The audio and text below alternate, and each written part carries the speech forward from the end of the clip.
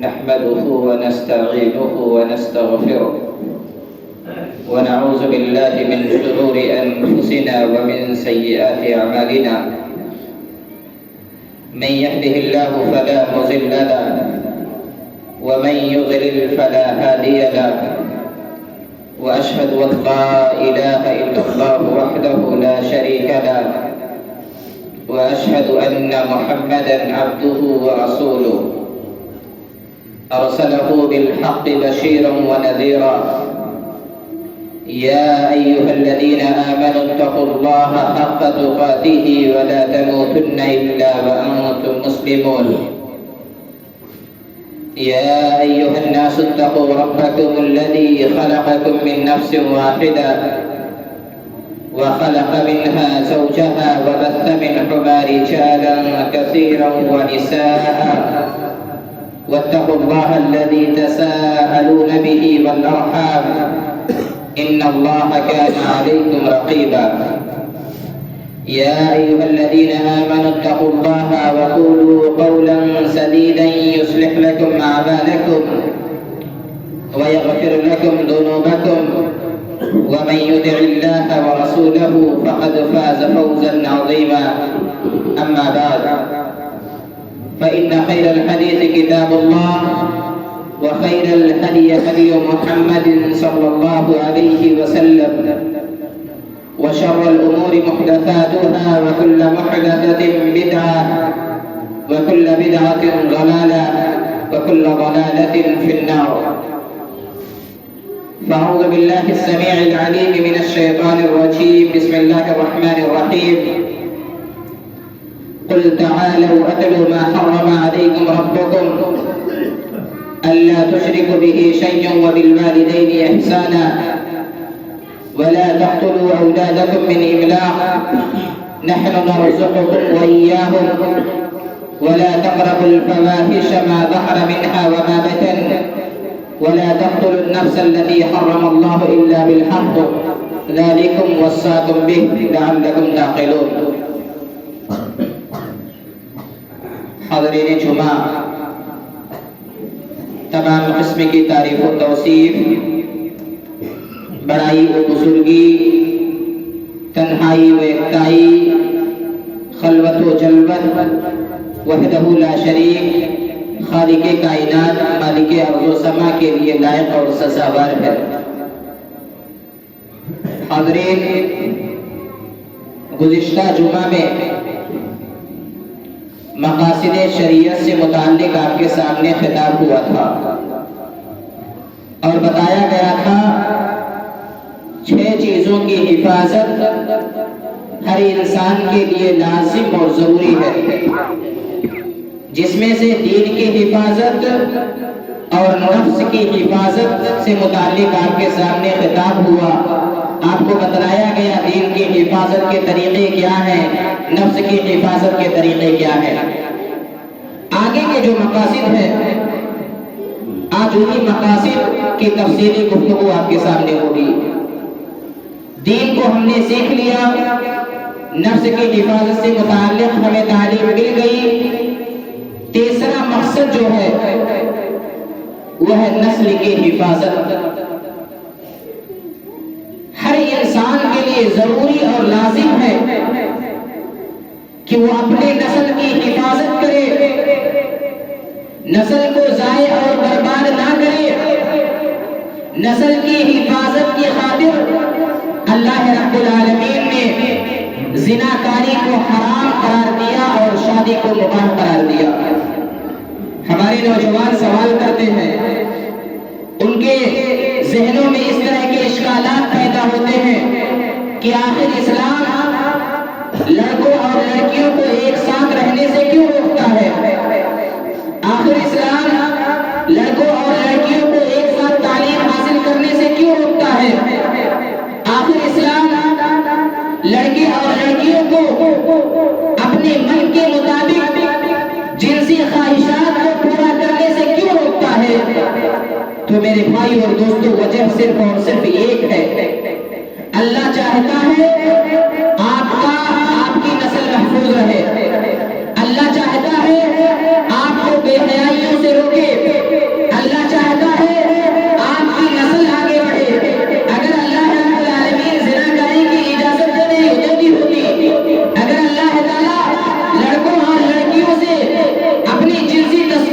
مٹانے کے لیے، اپنی جنسی تسکین کو بجھانے کے لیے ہر انسان کو کھلی کھلا اجازت دے دی ہوتی تو اس دنیا کے اندر فساد عام ہو جاتا، اس دنیا سے امن و سکون کا خاتمہ ہو جاتا، جس کی وجہ سے اللہ رب العالمین نے زناکاری کو حرام قرار دیا اور شادی کو مباح قرار دیا۔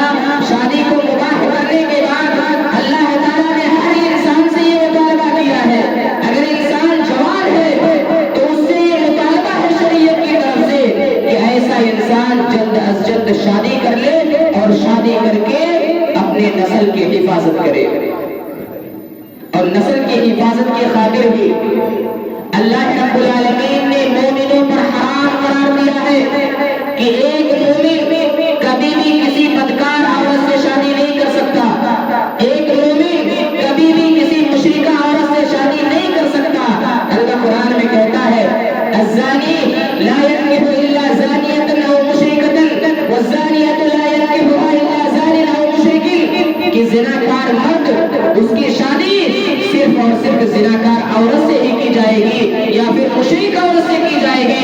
اسی طرح سے اگر عورت زناکار ہے، عورت زناکار ہے، زنا کرتی ہے، بے حیائی کو فروغ دیتی ہے، تو ایسی عورت کی بھی شادی زناکار مرد سے ہی کی جائے گی اور مشرک مرد سے کی جائے گی۔ وحرم ذلک علی المؤمنین، اور یہ چیز مومنوں پر حرام قرار دی گئی ہے کہ مومن کبھی بھی کسی بے حیا عورت سے شادی نہیں کر سکتا، ایک پاک دامن انسان کبھی بھی کسی مشرک سے شادی نہیں کر سکتا، ایک اچھا خاصا انسان جس نے اپنی جوانی کی حفاظت کی ہے، جس کی جوانی میں داغ ہے، جس نے کبھی کسی کو اپنی نظروں سے نہیں دیکھا، ایسا مرد صرف اور صرف پاک عورت سے شادی کر سکتا ہے، اس کے علاوہ کسی اور عورت سے شادی نہیں کر سکتا۔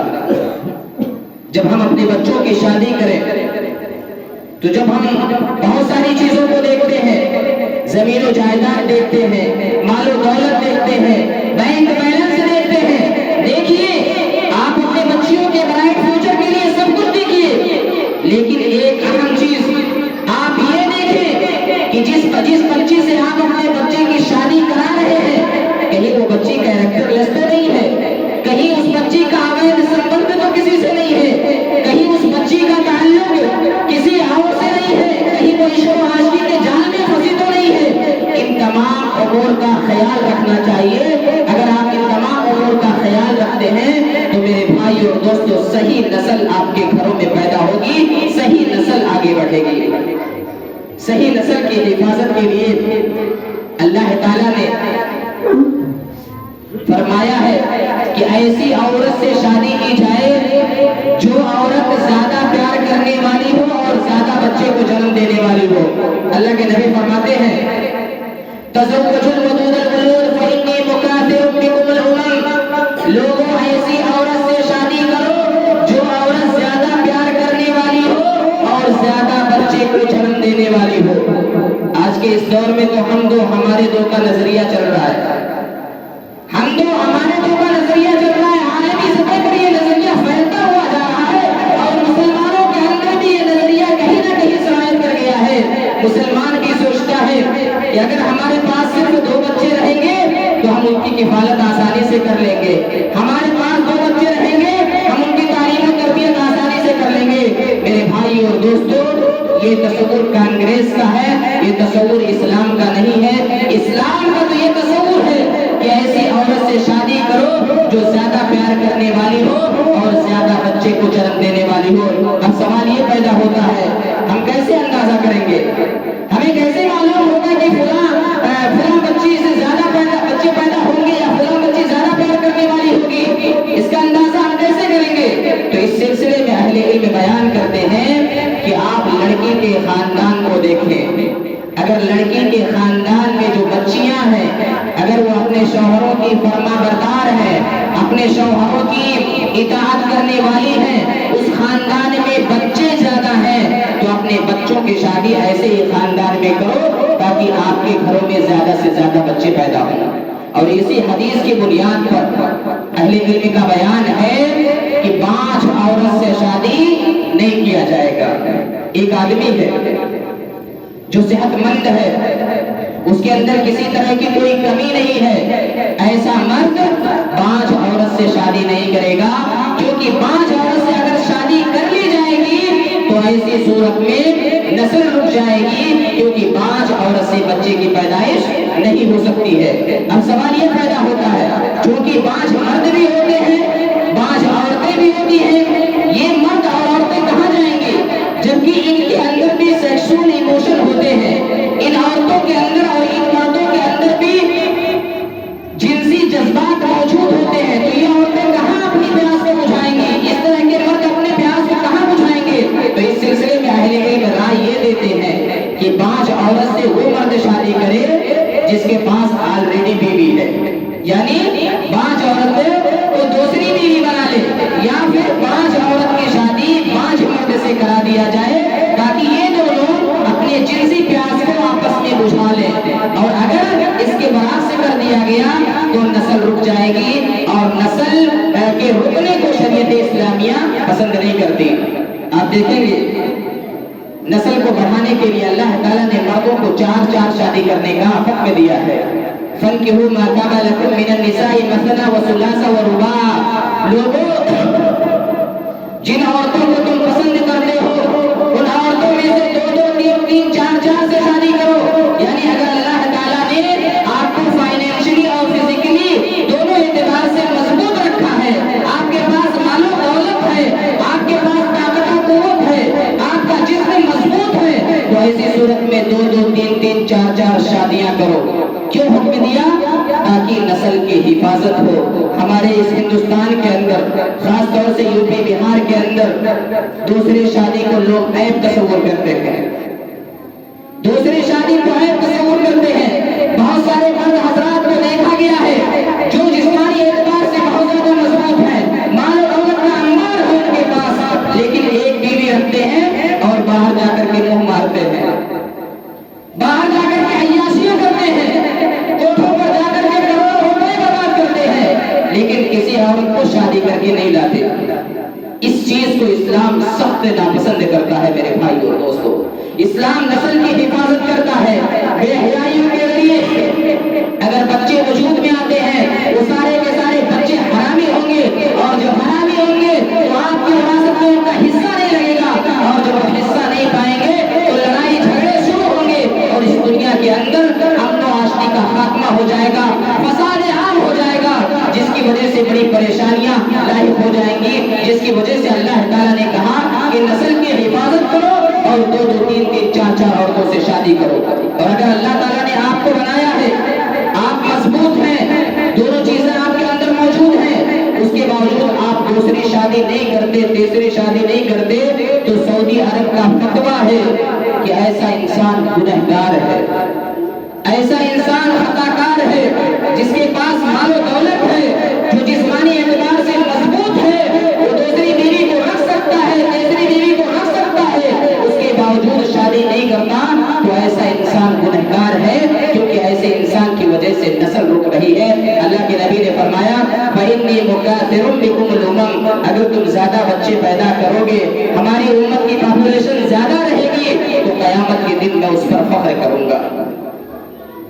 اسی لیے دیکھیں گے میرے بھائی اور دوستو، شریعت اسلامیہ نے نسل کو روکنے کی جتنے وسائل ہیں ان تمام وسائل کو حرام قرار دیا ہے، تمام وسائل کو حرام قرار دیا ہے۔ آج کل کی عورتیں پریگنینسی کو روکنے کے لیے، حمل کو روکنے کے لیے دواؤں کا استعمال کرتی ہیں، مرد حضرات بھی بہت سارے آلات کا استعمال کرتے ہیں، یہ سارے آلات کا استعمال کرنا بلا ضرورت حرام ہے۔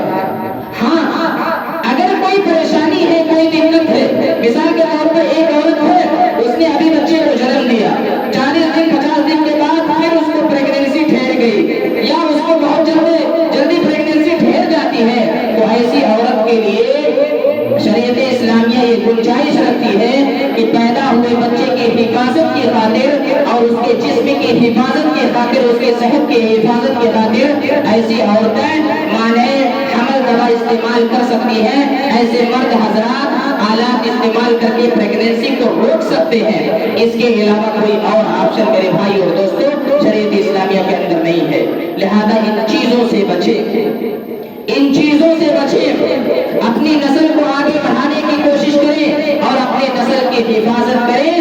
کی نسل کی حفاظت کرنا یہ شریعت اسلامیہ کے مقاصد میں سے ایک بہت بڑا مقصد ہے۔ اس کے علاوہ دوسرا مقصد عقل کی حفاظت کرنا، دماغ کی حفاظت کرنا۔ میرے بھائی اور دوستو، آپ دنیا کی تمام کتابوں کی اسٹڈی کر لیں، تمام مذاہب کی کتابوں کو پڑھ لیں، کسی بھی مذہب کے اندر عقل کی حفاظت کا حکم نہیں ملتا۔ ہر مذہب کے اندر جان کی حفاظت کا حکم ملتا ہے، مال کی حفاظت کا حکم ملتا ہے، نسل کی حفاظت کا حکم ملتا ہے، لیکن عقل کی حفاظت کا حکم نہیں ملتا۔ یہ صرف شریعت اسلامیہ کا تو امتیاز ہے، شریعت اسلامیہ کے اندر ہی یہ چیز ہے کہ اللہ تعالیٰ انسانوں کے عقل کی حفاظت کرنا چاہتا ہے۔ اسی لیے شریعت کے اندر ان تمام چیزوں کو حرام قرار دیا گیا ہے جس سے انسان کی عقل متاثر ہوتی ہے، انسان کا دماغ خراب ہوتا ہے۔ آپ دیکھیں گے شریعت اسلامیہ کے بہت سارے احکامات اسی انسان پر واجب ہوں گے جو انسان عقل کے اعتبار سے صحیح ہوگا۔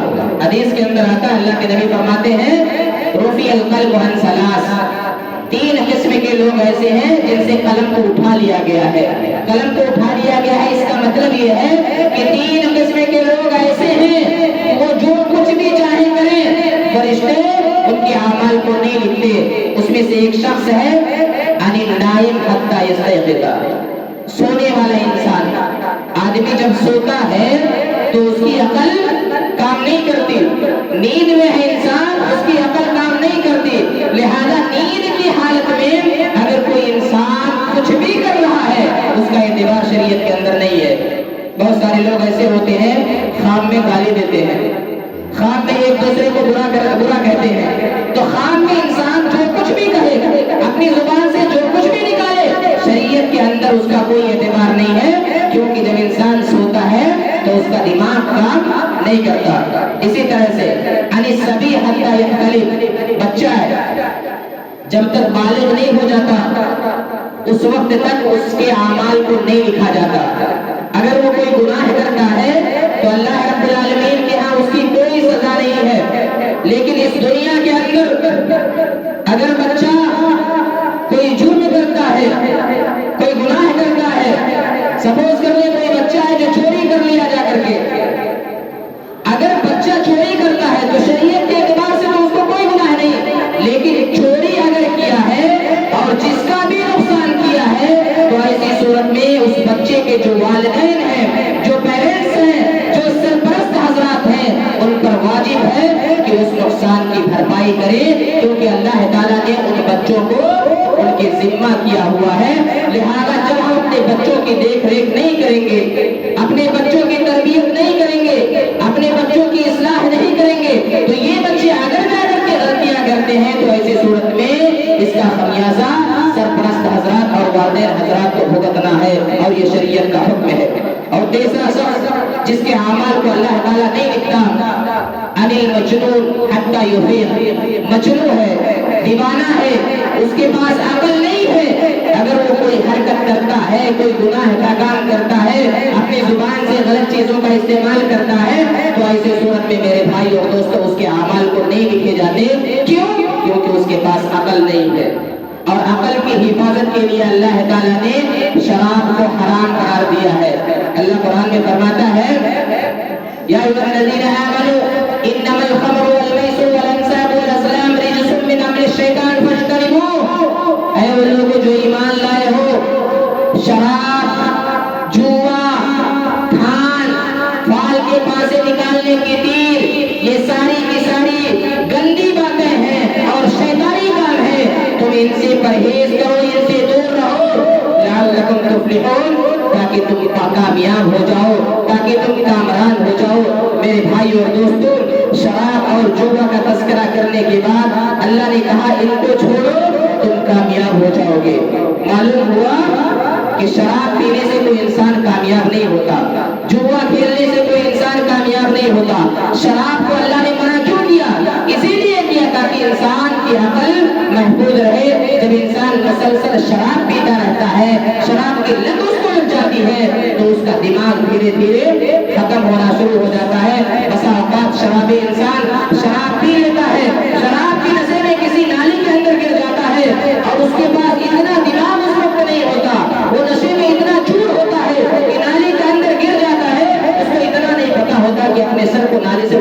باہر رکھتے تاکہ وہ زندہ بچ جائے، اسی پانی کے اندر پھٹ پھٹ کر کے وہ مر جاتا ہے، وہ اپنی جان دے دیتا ہے اس کے اندر. کیوں؟ کیونکہ اس کے پاس عقل نہیں ہے، اور اسی لیے شریعت اسلامیہ عقل کی حفاظت کا حکم دیتی ہے.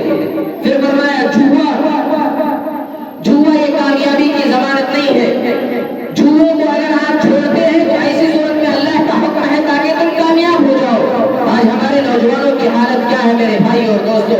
وہ جوا میں اپنا فیوچر دیکھتے ہیں، جوے کے اندر اپنا مستقبل تلاش کرتے ہیں، راتوں رات کروڑپتی بننے کے چکر میں بسا اوقات ایسا ہوتا ہے وہ اپنا سب کچھ ہار جاتے ہیں، اپنا سب کچھ نقصان کر بیٹھتے ہیں. اسی لیے اللہ تعالیٰ تمہاری حفاظت کرنا چاہتا ہے. اللہ تمہیں جو احکامات دے رہا ہے، جن چیزوں سے اللہ تمہیں روک رہا ہے، اس کے پیچھے اللہ مقصد ہے تاکہ اے انسانوں تم گھاٹا اور نقصان نہ اٹھاؤ، جس کی وجہ سے اللہ رب العالمین شراب کو حرام کیا، جوا کو حرام کیا. لہذا میرے بھائی اور دوستو، اگر اس دنیا کے اندر کامیاب ہونا چاہتے ہو، اللہ کے یہاں کامیاب ہونا چاہتے ہو، تو ایسی صورت میں شراب نوشی اور جوے بازی سے باز رہیں، کیونکہ یہ دونوں لت اگر آپ کے اندر آ گئی، ان دونوں لت کی اگر آپ شکار ہو گئے، تو اس دنیا کے اندر میرے بھائی اور دوستو آپ جیتے جی ختم ہو جائیں گے، آپ ہلاک و برباد ہو جائیں گے. آپ جو لوگ جوا کھیلتے ہیں وہ لوگ اپنے نفس کا محاسبہ کریں، صرف 1 منٹ کے لیے وہ سوچ لیں اور رزلٹ وہ خود دیں کہ کیا کبھی کسی نے جوا کی وجہ سے کامیابی والی زندگی جی ہے؟ ہر انسان جوا میں نقصان ہی اٹھاتا ہے سوائے 1-2% کے.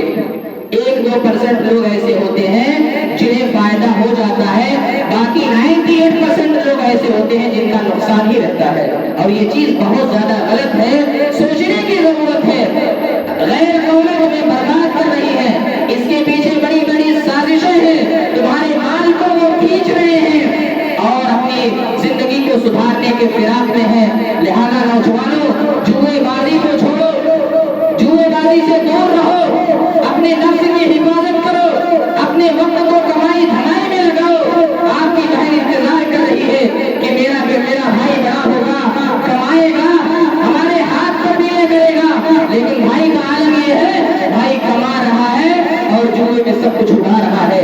یقین مانے جوا کھیلنے کی وجہ سے، جوا آپ کھیلتے ہیں، آپ کا نقصان تو ہوتا ہی ہوتا ہے، لیکن اس کے پیچھے ایک باپ کی امید ختم ہوتی ہے، ایک بہن کی امید ختم ہوتی ہے، ایک ماں کی امید ختم ہوتی ہے. ماں اپنے بیٹے کو بڑا کر کے یہ سوچتی ہے کہ میرا بیٹا ہوگا، کمائے گا، ہم سکون والی زندگی جئیں گے. باپ یہ سوچتا ہے میرا بیٹا بڑا ہوگا، کمائے گا، ہم اچھی زندگی جئیں گے. بہن اس امید میں بیٹھی ہوئی ہے کہ میرا بھائی بڑا ہوگا، کمائے گا، میرے ہاتھ دیا کرے گا.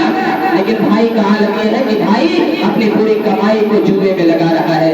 میرے بھائی اور دوستو، ان تمام چیزوں سے بچنے کی ضرورت ہے، ان تمام چیزوں سے بچنے کی ضرورت ہے.